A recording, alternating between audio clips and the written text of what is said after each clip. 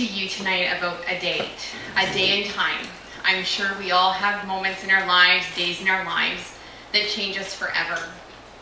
For me, that day was May 17th, 2007. There was the Chantelle McGuffin that existed prior to May 13th, 2007. And there's the Chantelle McGuffin that exists now, today, the woman you're seeing before you, because of May 13th, 2007. It was the day that I learned to pull up my big girl panties, and we can do hard things. I was driving to the hospital, Victoria campus, we all know where that is. My 4-year-old son was in the back seat. He was being unusually quiet today. I kept looking at him in the rearview mirror, wondering if he had recognized yet where we were going, because we'd made this trip so many times before. And I couldn't believe that less than 18 months later, here we were, heading back to the exact same place. And I hadn't yet talked to him about it, which was very bad. I felt like a very bad mom in that moment, but I was watching him, and normally this auburn, curly-haired little 4-year-old boy, my Brendan, was so cheerful and happy. You know how 4-year-olds can talk your ear off, but he wasn't doing that today. And I'm looking at him in the mirror, and I know he's figured out where we're going, but I don't know. He's looking out the window. We got to the hospital, got out of the vehicle, we're walking hand in hand. I didn't have to worry about bringing up the conversation because he broached the subject for me. Mommy?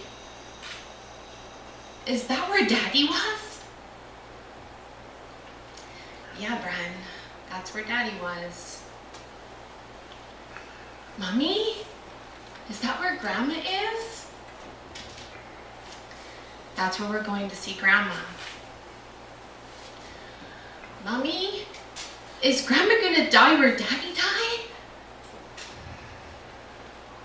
I think so, Bren. She wants to see you though. She needs to see her little one. No, Mommy. I'm not going there. I can't go there today. I'm too tired.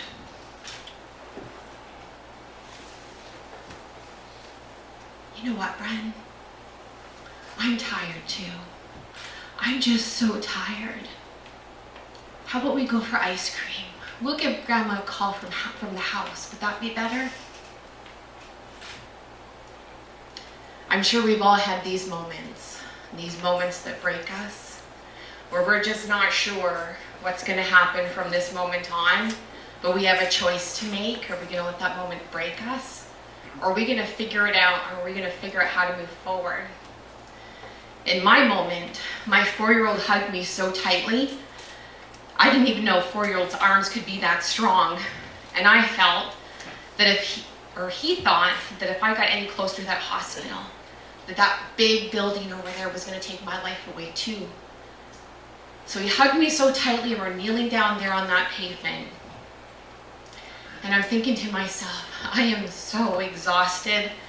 And just to show you how tired I was hoping that he was going to be the one to lift us up off of that pavement. I was waiting. I thought, we're going to do this.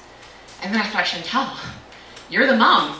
Put on those big girl panties. No one's going to move from this pavement unless it's you. And he dug his head so deeply into my neck. I understand today he was trying to hide himself from the hospital. And he started to cry quietly. And I thought to myself in that moment, my 4-year-old son has learned how to cry quietly. A little 4-year-old cries quietly now. And then in that moment on that pavement, my mom's words came into my mind. You see, 18 months earlier, I had been in this exact same position, and I just found out that my husband of 10 years had passed away due to complications from a tragic vehicle accident. And she was there with me in that moment. And she was the first one to catch me when I nuzzled my head into my mom's neck. And the words she whispered to me gave me purpose. She said in that moment, Chantelle, you have to be strong for you and Brendan now. And as I was kneeling down on that pavement in that moment, her words came back to me. And I could hear her as if she was saying it in my mind, Chantelle, you have to be strong for you and Brendan now.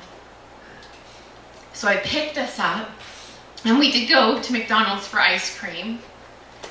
But let me tell you, picking yourself off of pavement and figuring out how to put one step in front of the other when your mind is just so emotionally overwhelmed, that's a whole other thing altogether. And there were days that scared me. There were days where I wasn't sure that one foot was going to be put in front of the other.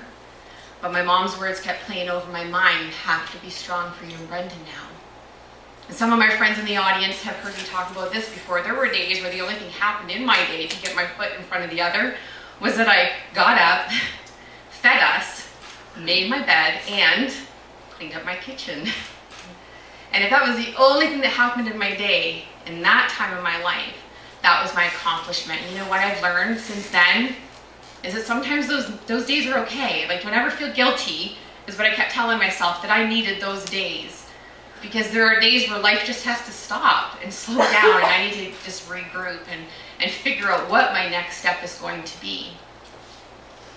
There were days where I sat for hours. Brendan would get on the bus, I'd sit in the armchair looking out my window. I could see from the second level of my bedroom, like the whole field. And I would spend the whole day, and then you look at your watch and you realize, oh my gosh, the whole day has gone by, like, what's wrong with you? And I'd be thinking, why me? My mom passes away, or my dad had passed away when I was a teenager from a massive heart attack. My husband passes away when I'm 29. My mom passes away 18 months after him. What the fuck? Why is it always me that's left here to clean up the pieces? Why is it always me that needs to figure out how to put one foot in front of the other? But then you know what I found out, or figured out in my mind in those moments, especially thinking back to that moment on the pavement, is my 4-year-old son knew what it was like to lose his dad too. I lost my dad when I was 17. He was only 4. And here I was, devastated to be losing my mom, Brendan hugging me so tight because he's losing his grandma. And he was hugging me so tightly, I learned, because he was scared he was going to lose his mom. He was going to lose me.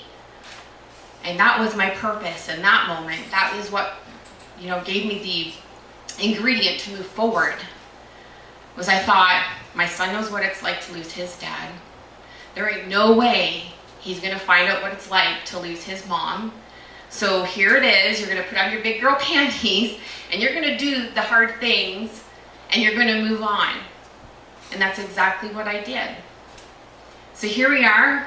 How many years later? I have lost count. I just keep putting one foot right in front of the other. It ain't no race. It's just day by day, day by day. But today I'm a successful businesswoman. I'm a published author. Woo, that just happened. Thank you. I'm getting remarried in the fall to an incredible, I can, look at what I just told you guys. I can be like, okay, and then I talk about this man, and it's all gonna go to pot. But I'm getting married in the fall to an incredible man, and one of our girls is here. We have 5 kids between us. And I'm happy. I'm happy. I mean, life has moved forward in ways that I never thought it was going to move forward when I was crouched down on that pavement, wishing that my 4-year-old son was stronger than me to lift us up off and move forward. But I proved to him, I proved to me, both of us, that I was stronger. And I had the strength stronger than my heaviest, point in my life where I felt physically exhausted, that the only thing that got us up off of that pavement was my purpose. And my purpose was, I have to be strong for Brendan and I now. 2 weeks ago I was at my book launch, and I invited a woman that I really admire. She is in the business of inspiring women, empowering women, showing each other and talking to each other about how we're stronger than we think we are.